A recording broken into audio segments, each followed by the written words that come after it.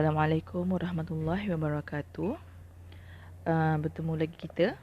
Okay. Hari ini kita akan buat latihan matematik berdasarkan dalam buku teks matematik tahun 6, muka surat 131 dan juga 132. Okey, kita tengok soalan A dahulu. Soalan A. Sebotol air berisi padu 1 liter mempunyai jisim kira-kira 1 kilogram. Hitung jisim dalam gram air yang di dalam jug yang telah ditunjukkan jika separuh daripada isi padu air itu telah diminum. Okey.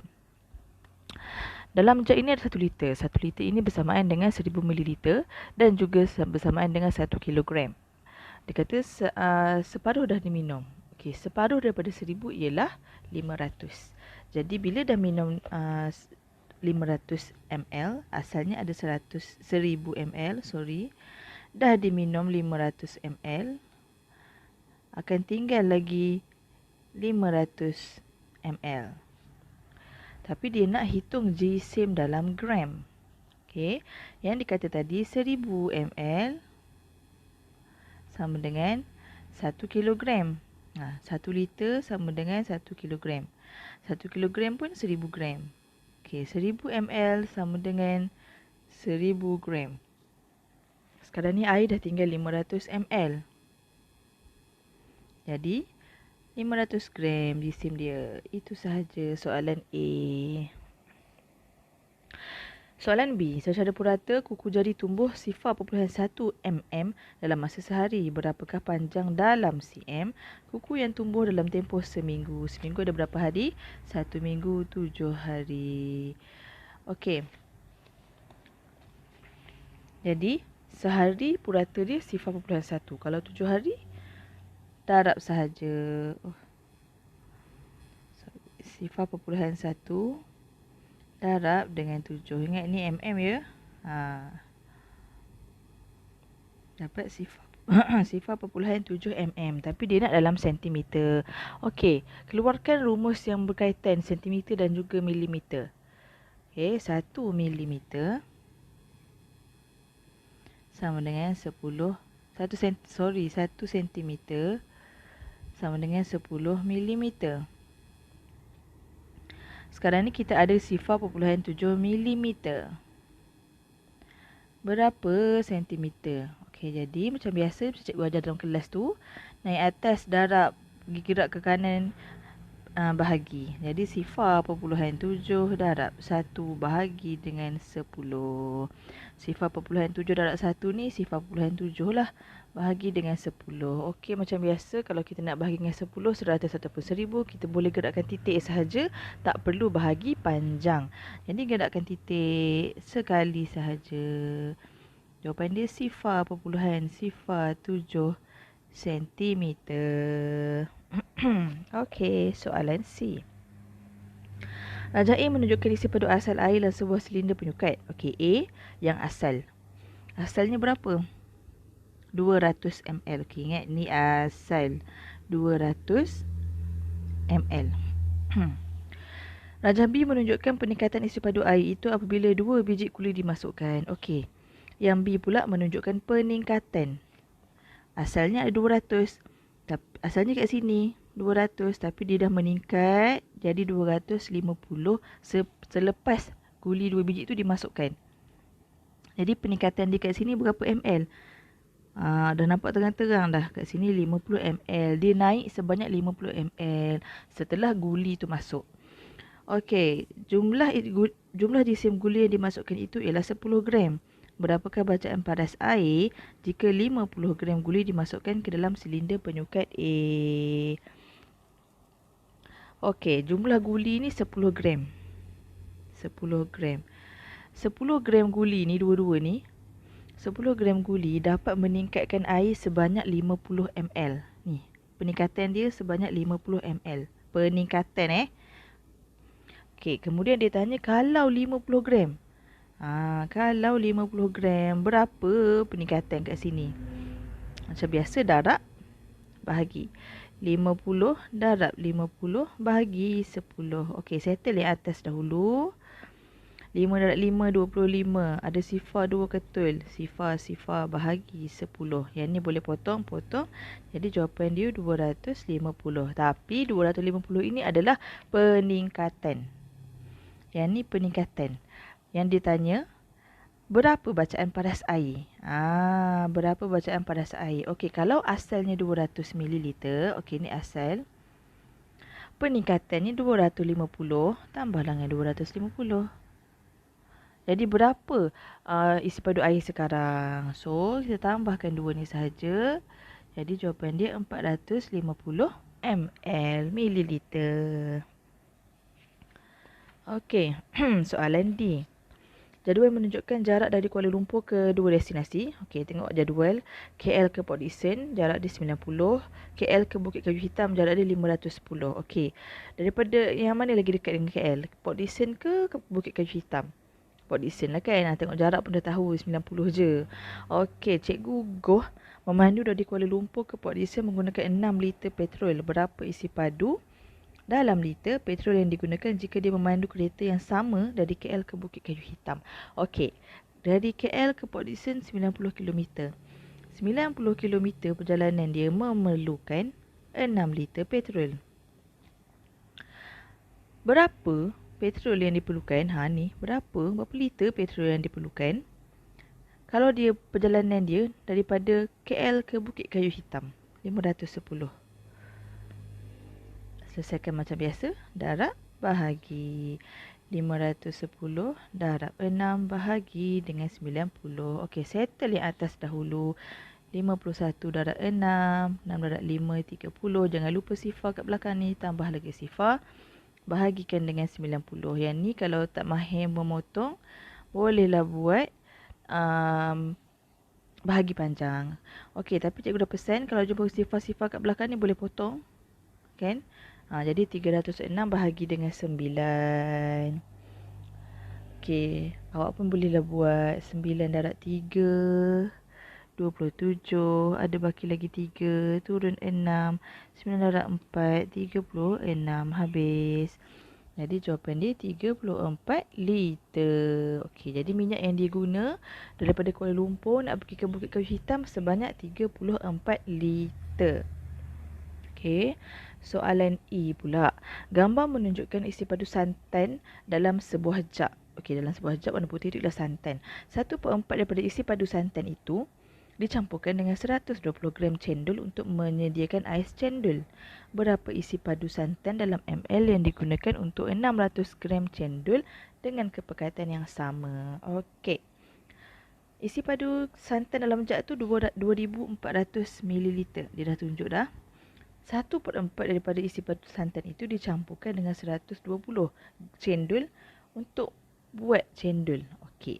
Ingat cendol ni bukan cara nak buat dia memang kena guna santan, kena guna cendol, tapi masing-masing memerlukan portion yang sesuai supaya cendol tu sedap. Jadi dalam soalan ni portion dia 1/4 daripada 2400 campur dengan 120 gram cendol, barulah dapat menghasilkan cendol yang sedap. Itu maksud soalan ni.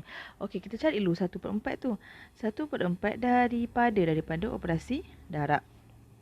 Okey, 1/4 daripada 2400 ml. Okey, 4 darab berapa? 24. 4 darab 6, cikgu. Okey, 6. Sifar ikut sahaja. Okey, 600 darab 1, 600. Okey, 600 ml. Yang ni ialah santan. Okey, 120 gram cendol memerlukan 600 ml santan. Sekarang ni soalan dia, berapa santan? Okey, berapa isi padu santan? Maksudnya kat sini tempat dia. Berapa isi padu santan yang digunakan untuk 600 gram cendol? 600 gram cendol. Okey, macam biasa darab bahagi 600 darab 600 bahagi dengan 120. Okey, boleh selesaikan yang atas dahulu. 600 darab 600. 6 darab 6, 36. Sifar ada berapa ketul? 1, 2, 3, 4. 4 ketul. Bahagi dengan 120. Sifar-sifar boleh potong. Okey, yang ni pun Mudah untuk dipotong. Sifar 12. 12 darab berapa? 36. 12 darab 12 darab berapa? 36. 12 darab 3. 12 darab 3, 36. Sifar ni follow saja. Potong satu, tulis satu. Potong satu, tulis satu.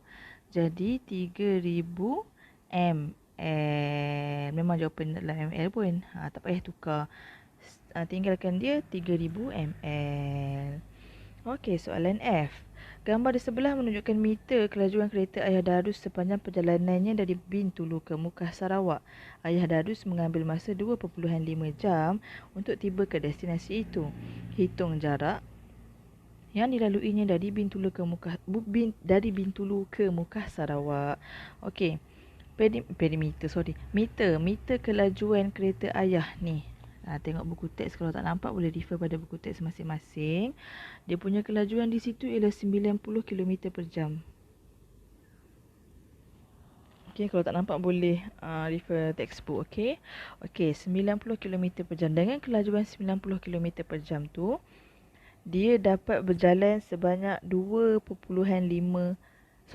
Dengan kelajuan itu dia dapat sampai ke destinasi dia sebanyak 2.5 jam. Macam tu. Kemudian berapa jarak yang dilalui dari Bintulu ke Mukah? Berapa jarak? Sekarang dia nak jarak.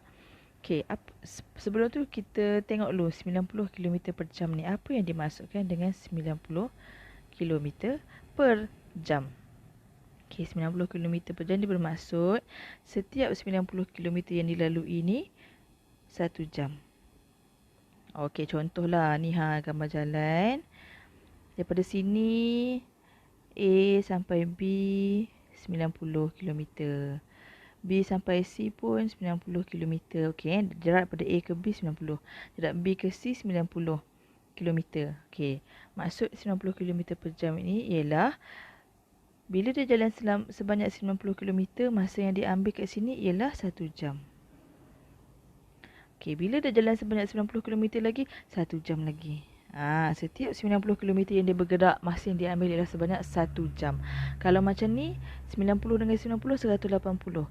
Kalau 180 km, berapa jam perjalanan dia? 2 jam. Itu yang dimaksudkan dengan 90 km per jam. Jadi sekarang ni kita boleh tulis 90 km berjalan, masa yang dia ambil ialah 1 jam. Ditanya berapa jarak dalam kilometer. Kalau perjalanan tu 2.5 jam. Okey, macam biasa darab bahagi 2.5 darab 90 bahagi 1. Okey, boleh selesaikan 2.5 darab 90. 225 bahagi 1. Okey, tak payahlah bahagi sebab dah tahu dah memang jawapan dia 225 km. Okey, yang ni boleh pause video, kemudian kira sendiri. Okey? Bentuk lazim. Okey, soalan G. Lajur di atas menunjukkan kedudukan 4 bandar di sebatang jalan yang lurus. Khan bertolak dari bandar A pada pukul 8 pagi. Okey, ada 4 bandar A, B, C, D. Dia dah bagi jarak. Okey, sekarang ni dikata bertolak dari bandar A. Bertolak dari sini pada pukul 8 AM. AM tu pagi lah. Dia memandu dengan kelajuan yang sama, iaitu 90 km sejam. Macam tadi. 90 km perjalanan, masa yang diambil sejam. Tu maksud dia. Pada pukul berapa Khan akan tiba di bandar D? Okey, kalau macam ni, yang pertama sekali kita kena kira dahulu jarak perjalanan dia daripada A sampai D. Macam ni cara nak kira? Tambahlah daripada A sampai D 100 km. Jumlah jarak tau. Tambah 170 km tambah 90 km. Dapat 360 km. Okey, jadi kita tahu bahawa Khan ni berjalan sebanyak 360 km.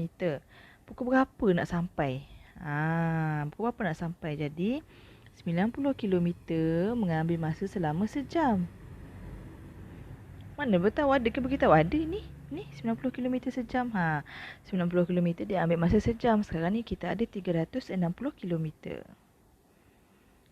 Berapa jam? Okey, darab bahagi. So 360 darab 1 bahagi 90. 360 darab 1 360 lah. Takkan nak kira kan? Okey, 90 potong sahaja sifar dengan sifar. 9 darab berapa? 36. 9 darab 4, 36.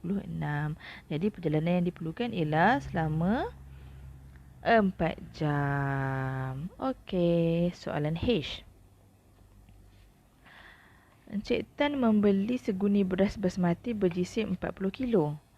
Dia menjual 75% kepada Encik Budi dan 50% daripada baki jisim beras itu kepada Mak Limah. Okey. Sekarang ni beras asal ada 40. Asal 40 kilogram. Kemudian dia menjual 75% kepada Budi. Kemudian balance tu 50% daripada balance jual pada Mak Limah. Okey, sekarang ada dua orang dia jual. Budi dengan Mak Limah. Okey, soalan 1. Berapakah jisim beras yang tinggal? Okey, kita berkira dahulu. Asal 40 kilo. Jual kepada Budi. Budi 75% daripada beras dia. Okey, 75 per 100. 75 per 100. Cikgu selalu terang dalam kelas. Bayangkan ini 100%. Dikeratkan dengan 4. Yang ni 25%. Suku ni semua 25%. Ni 25. Sekarang ni dikata 75. 75 automatik awak tahu 75 ialah 3 per 4. Jadi kalau nak mudah, jangan guna 75%. Guna 3 per 4. Sebab pemudah sebab nombor dia kecil. Tak perlu nombor besar-besar. Okey. 3 per 4 daripada beras itu kepada Encik Budi. Daripada operasi darab. 3 per 4 daripada 40. Kan senang. 4 darab 10, 40. Jadi 3 darab 10, 30 kilo kepada Budi. Banyak Budi dapat 30 kilo Budi dapat. Okey. Sekarang ni Mak Limah. Mak Limah saya tulis ML je lah ya. Okey. Mak Limah dia jual 50% daripada baki jisim tu. Okey. Asal 40. Okey. Asalnya 40 kilo. Dah jual ke siapa nama? Budi 30 kilo. Berapa lagi tinggal? 10 kilo. Ni je tinggal dekat Encik Tan. 10 kilo je. Dia jual pula 50% beras ni pada Mak Limah. 50% berapa? 1 per 2 kan? Nampak 1 per 2 daripada 10. 2 darab 5 sama dengan 5 kg. 5 kg ni kepada Mak Limah. Jadi sekarang berapa yang tinggal? Soalan 1, berapa yang tinggal? 40 kilo. Tolakkan dengan 30 kilo sebab dah jual kepada Mak Limah. Tolak lagi, Mak Limah sorry. Sebab dah jual kepada Budi. Tolak lagi 5 kilogram sebab dah jual kepada Mak Limah. Okey, 40 tolak 30. 10 tolak 5. Tinggallah 5 kilogram. Inilah jawapan dia. Okey, soalan 2. Mak Limah ingin menyediakan nasi biryani. Dia menggunakan 1 per 5 liter susu cair untuk 1 kilo beras. Berapa isi padu cair yang diperlukan untuk memasak nasi biryaninya? Okey, Mak Limah ada berapa kilo tadi? Ni, Mak Limah ada 5 kilo. Dia ada 5 kilo. Tapi 1 per 5 liter air, 1 per 5 liter susu guna untuk 1 kilo beras. Okey, sekarang ni kita tengok 1 per 5 liter. Tukar pada nombor biasa, tak nak nombor pecahan. Okey, 1 per 5 liter sama dengan berapa mililiter? 1 liter berapa ml? 1000 ml kan? Okey, jadi darablah dengan 1000 dahulu. Untuk kita tukar, untuk kita darab ni untuk kita tukar dia menjadi mililiter. Okey, 5 darab 2, 10. Sifar ikut saja 200 ml. Ni kita dapat 200 ml. Okey, dia menggunakan 200 ml susu cair untuk 1 kilo. Okey, 1 kilo beras, 200 ml. Sekarang ni berapa yang dia ada? Dia ada 5 kilo. Okey, 5 kilo beras. Berapa susu cair? Macam biasa, 5 darab 200 bahagi 1. 5 darab 200 bahagi 1. 5 darab 2, 10. Sifar follow saja. Jadi 1000 ml. Itulah jawapannya. Okey, soalan I. Raja sebelah menunjukkan ukuran dan jisim sebuah kotak hadiah berbentuk kubus.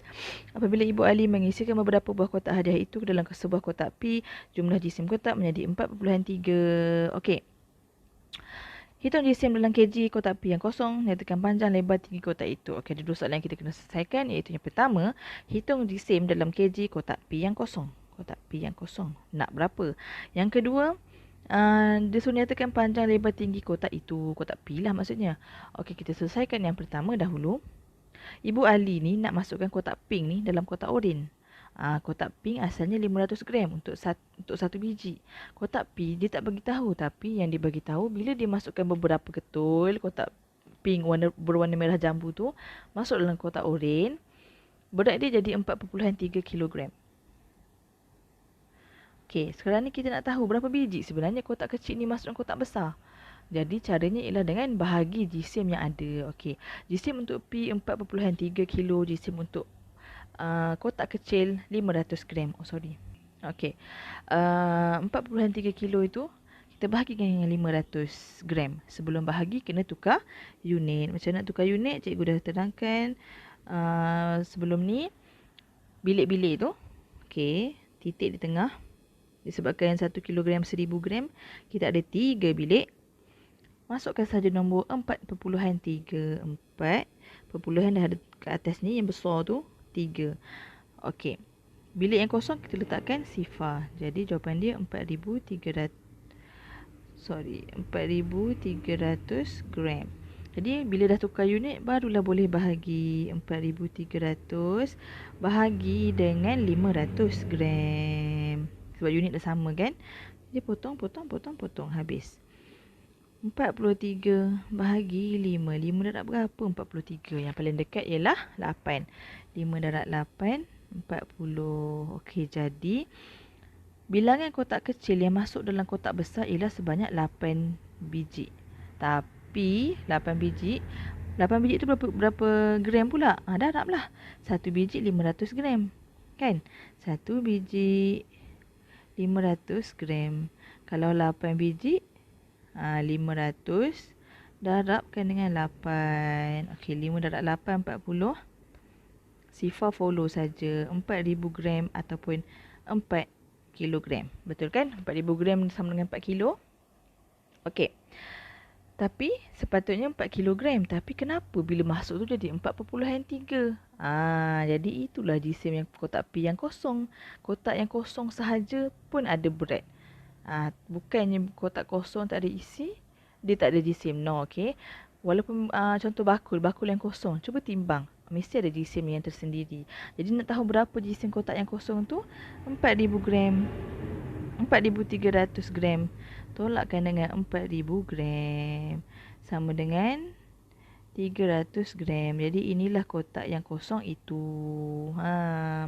Okey, yang seterusnya ialah nyatakan panjang, lebar dan tinggi kotak itu. Okey, nyatakan panjang, lebar, tinggi. Sekarang ni tadi awak ingat berapa biji kotak yang boleh masuk?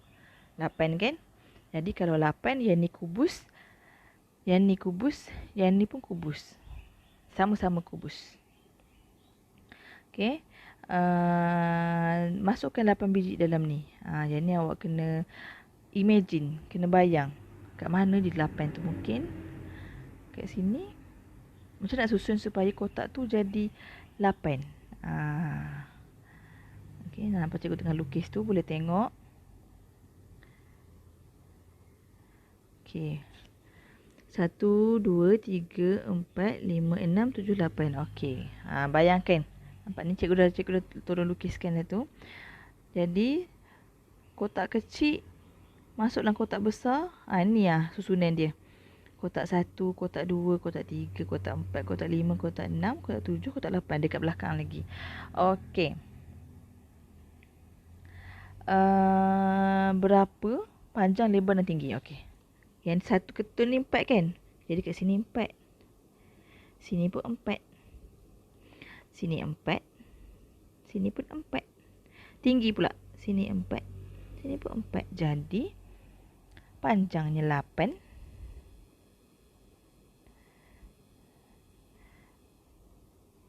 Okey, 4 tambah 4, 8 kan? Lebarnya pun 8. Tinggi pun 8 cm. Pandai. Pun 8 cm. Jadi itulah jawapan dia, penyelesaian dia untuk soalan I. Okey, soalan terakhir saya rasa. Okey, Bapa Saiful membeli beberapa tin cat untuk mengecat dinding rumah bagi mengecat 38 meter persegi bahagian dinding dalam rumah. 3.8 liter cat digunakan. Bahagian dinding di luar rumah pula memerlukan 3.8 liter cat bagi keluasan 24 meter persegi. Isi padu cat yang digunakan adalah berbeza kerana jenis permukaan dinding rumah. Bapa Saiful telah menggunakan 19 liter cat, semua sekali 19 liter. Nyatakan keluasan bahagian dinding dalam dan luar rumah yang telah dicatnya. Okey. Semua sekali yang digunakan dalam dan luar ialah 19 liter. Jadi kalau kita nak tahu berapa keluasannya, kita bahagi dahulu cat yang digunakan tu 19 liter bahagi dengan 3.8 liter. Sebab apa 3.8? Sebab dua-dua bahagian ni 3.8 liter. Okey, yang diguna. Jadi 19 liter bahagi dengan 3.8 akan dapat 5 bahagian. Okey, sekarang ni ada 5 bahagian. Kita boleh bahagi 5 bahagian kepada 2 bahagian, iaitu luar, dalam. Okey. Kita boleh bagi, mungkin kita boleh bahagi bahagian luar 2 bahagian.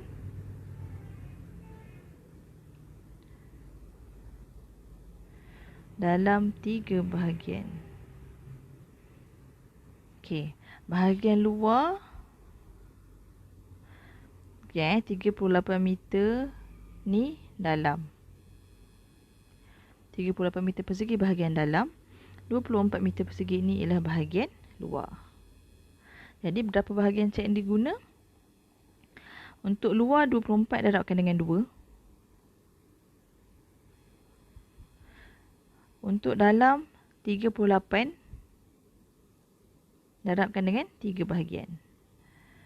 Awak pun dapat 24 darab 2 sama dengan 48 meter persegi. Kalau bahagian dalam 38 darab dengan 3, awak akan dapat 114 meter persegi. Nyatakan keluasan bahagian dinding dalam dan luar rumah yang tercatnya. Ha, inilah bahagian luar 48, bahagian dalam 114. Tapi soalan ni boleh selesaikan, jawapan boleh diterima andai kata kalau awak buat bahagian luar 1 bahagian, bahagian dalam 4 bahagian. Ataupun awak buat bahagian dalam 1 bahagian, bahagian luar 4 bahagian. Dia boleh diterima mana-mana sahaja asalkan dalam pengeraan tu betul. Okey, saya rasa itu saja untuk hari ini. Terima kasih kerana menonton sehingga habis. Akhir sekali, ingin saya berpesan, tuntutlah ilmu. Di saat miskin, ia akan menjadi hartamu. Di saat kaya pula, ia akan menjadi perhiasanmu. Okey, sekian, terima kasih. Bye-bye. Assalamualaikum.